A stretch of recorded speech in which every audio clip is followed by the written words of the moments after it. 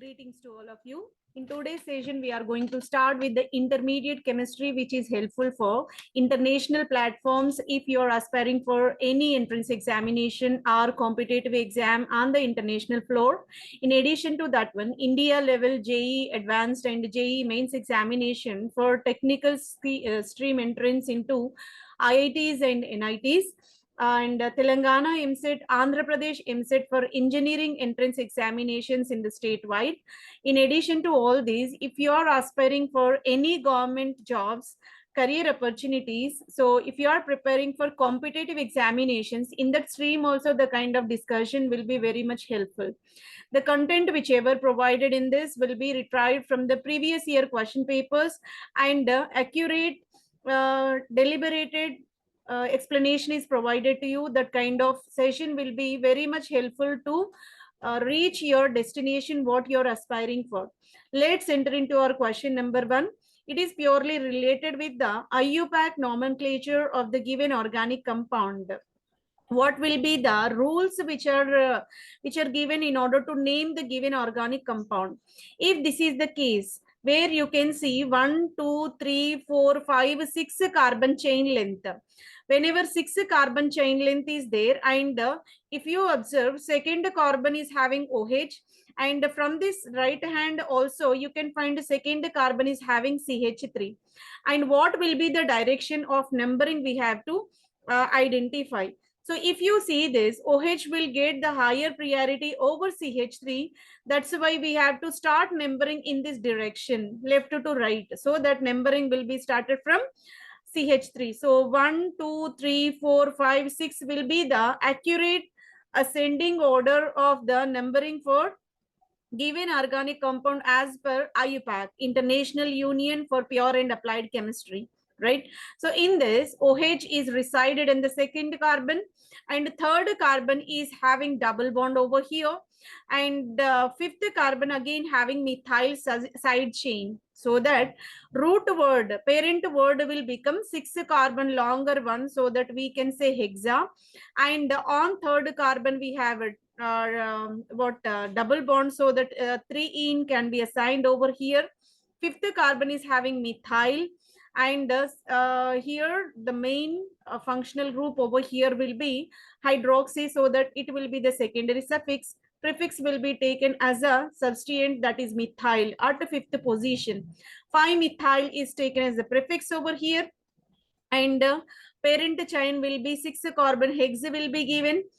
On third carbon atom you can find ene, so the 3 will be assigned, and finally 2 OH. As per the IUPAC nomenclature, OH will be pronounced as ol. So if aldehyde is there, al will be there. Hydroxy will be there, that is denoted with the ol.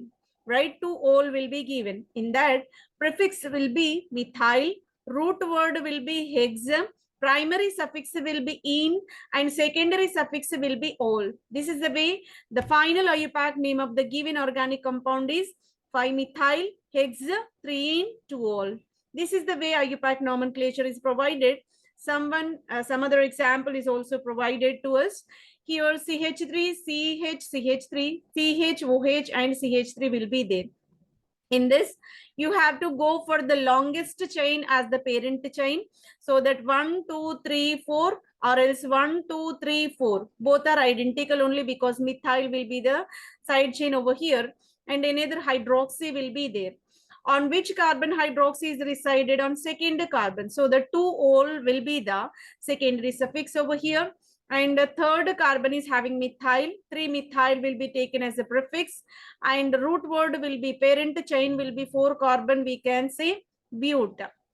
And bute. And moreover, all the carbon atoms are having only single bond. So that ane will be the primary suffix over here. 3-methyl butane 2-ol is the complete name of the compound. 3-methyl butane 2-ol is the IUPAC name of the given organic compound. Move on to question number 2. This is application oriented question.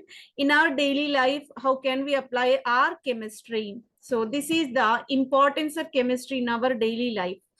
Ingredients of the soap that used in the analgesic activity. Analgesic nothing but pain relieving nature is called analgesic activity. So some of the soaps will be there, they use to reduce the pains.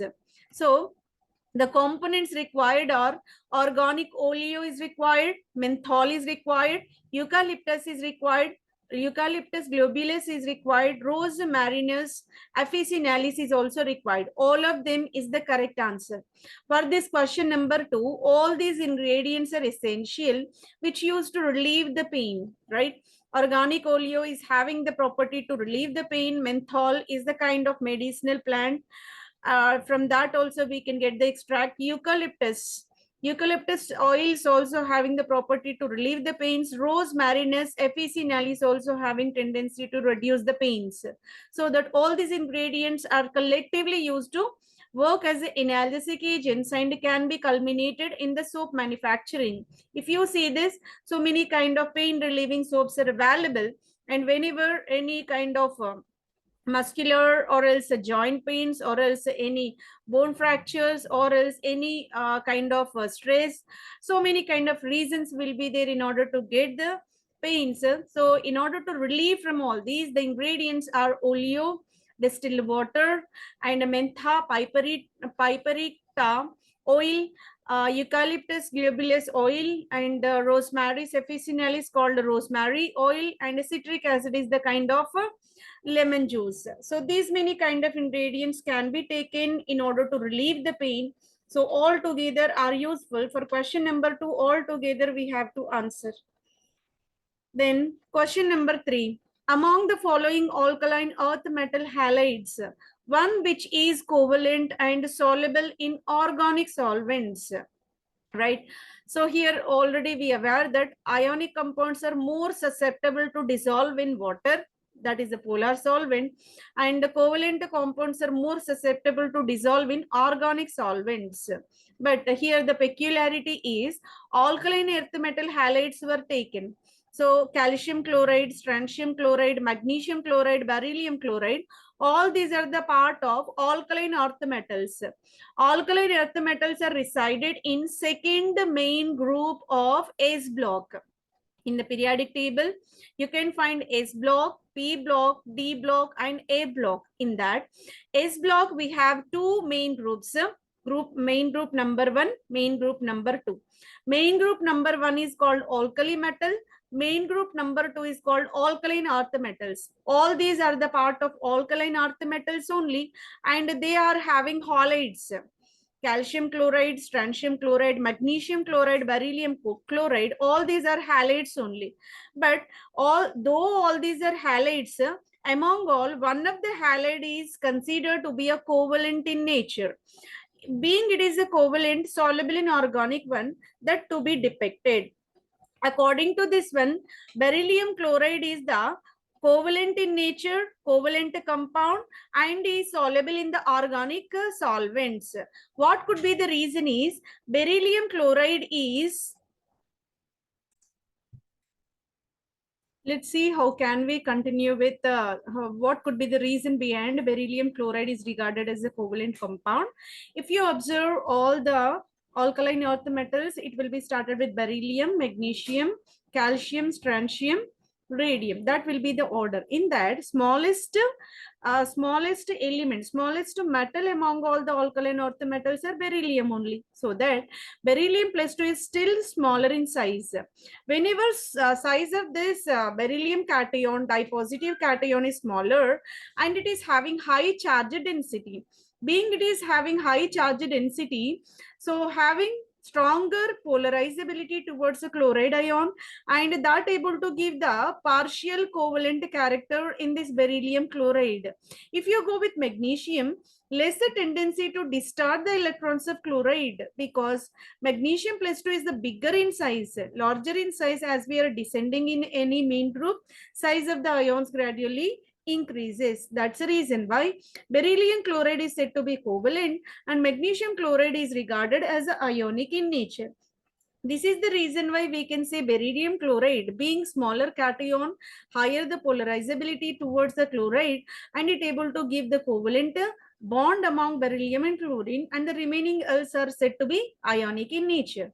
That, and if you see the electronegativity difference, if the electronegativity difference between the metal and non-metal is smaller, so that bond sharing of electrons are possible, that is the part of what? Covalent in nature. This is also the reason behind the covalent nature of beryllium chloride.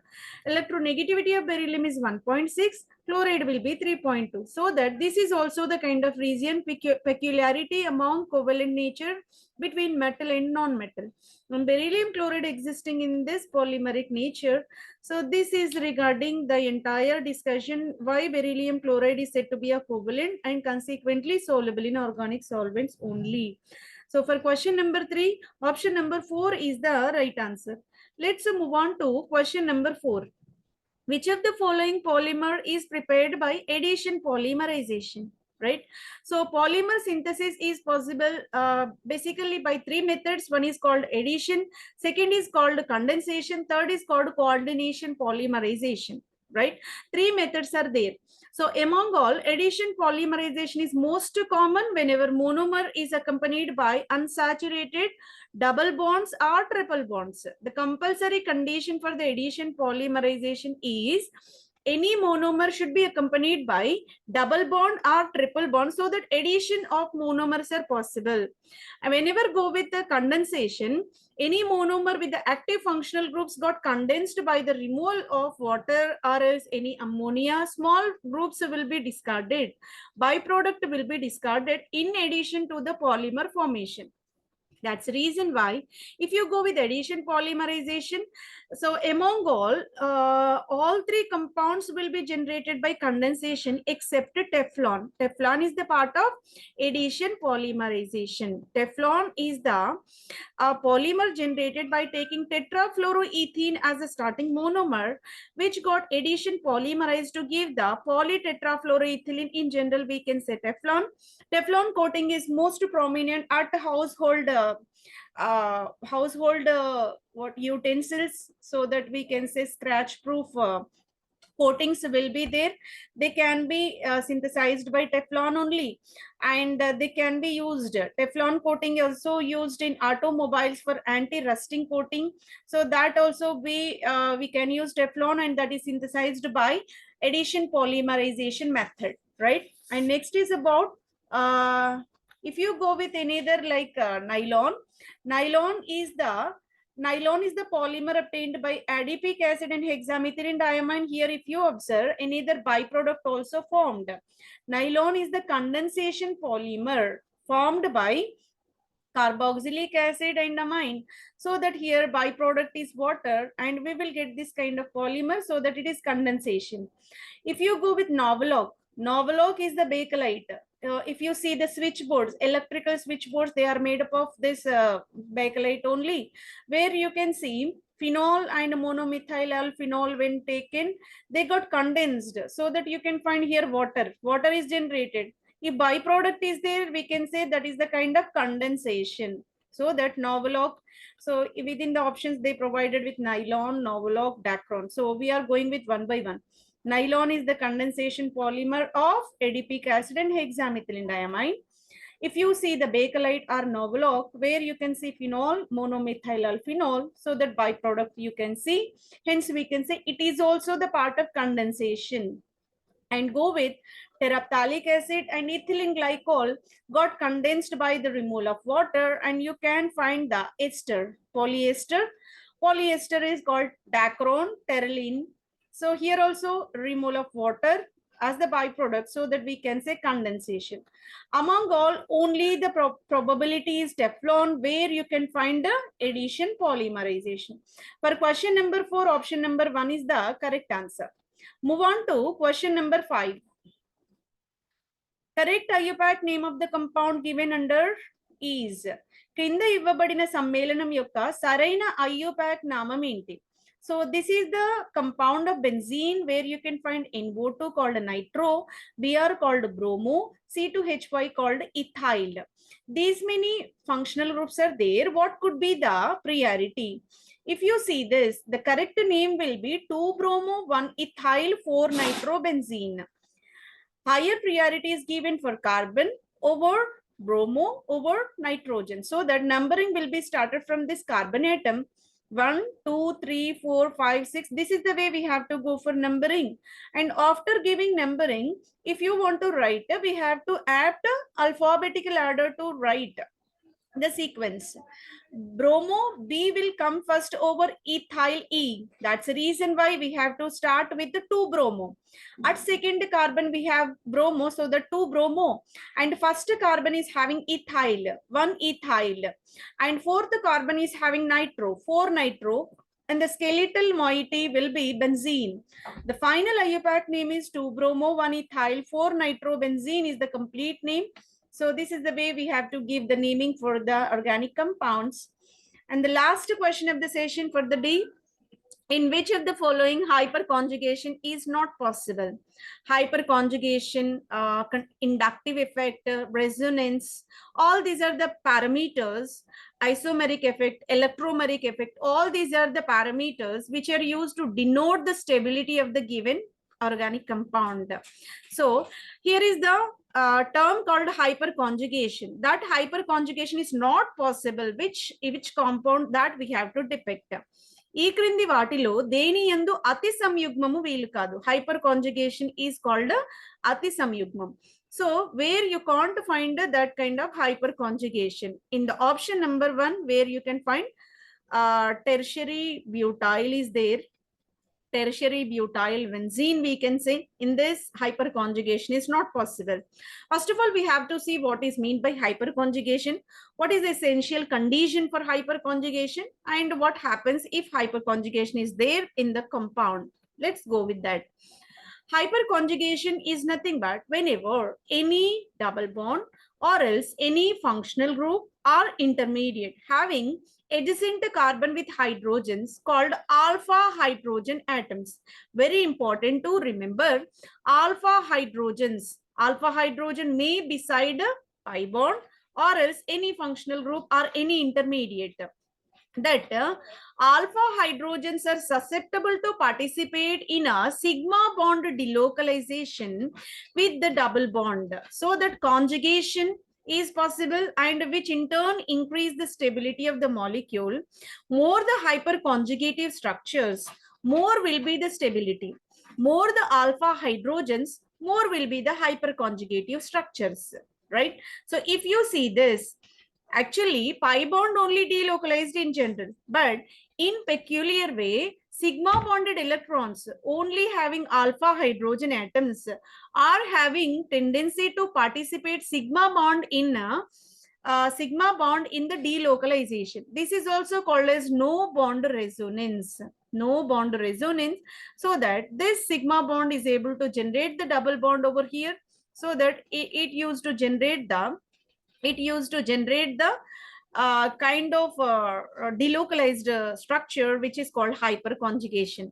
The bonded electrons of carbon hydrogen are slightly overlaps with the unhybridized orbital, due to which electron density will shift to p orbital. This is called hyperconjugation, which is also called as no bond resonance, right? So, and this no bond resonance is the main requirement is alpha carbon with the main requirements are very few. One is sp2 hybridized carbon must be there, and alpha hydrogens must be present in the given compound. Alpha carbon with at least one hydrogen is very essential. So this part we will take into the account in order to answer this question. With respect to benzene, this carbon is called alpha carbon. If you see this alpha carbon, no hydrogens are there, rather 3 methyl are there. So that no alpha hydrogens, no hyperconjugation. So first option itself got striked off, because where you can't find hyperconjugation. If you go with option number 2, alpha carbon is having one hydrogen, at least one alpha hydrogen is sufficient to participate in hyperconjugation, so it will participate. In the compound number 3, 2 alpha hydrogens are there in this carbon directly joined with the benzene, so 3 hyperconjugative structures you can observe. Go with this carbocation. Carbocation adjacent carbon called alpha, and on this alpha you can find 2 hydrogens, so that 3 hyperconjugative structures are possible. If you see So compound number 1, no alpha hydrogens, hence no hyperconjugation. Compound number 2, 1 alpha hydrogen, 2 hyperconjugative structures. Compound number 3, 2 alpha hydrogens, 3 hyperconjugative. Compound number 4, 2 alpha hydrogens and 3 hyperconjugative structures are possible. Among all, only the compound without alpha hydrogens, without hyperconjugation is option number 1.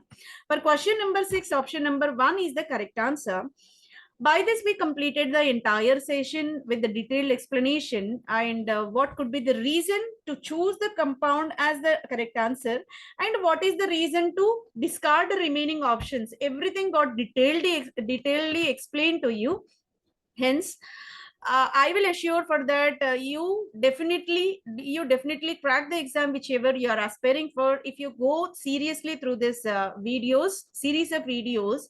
And I'm requesting you to kindly like the channel, comment which part is most important for you and where you got inspired towards the education in a chemistry field, and share with this any other aspirants who ever seriously preparing for the examinations, either entrance or competitive exam as well. Subscribe the channel in order to receive more such kind of videos in the near future. And thank you very much for all of you for your patient listening. Thank you one and all.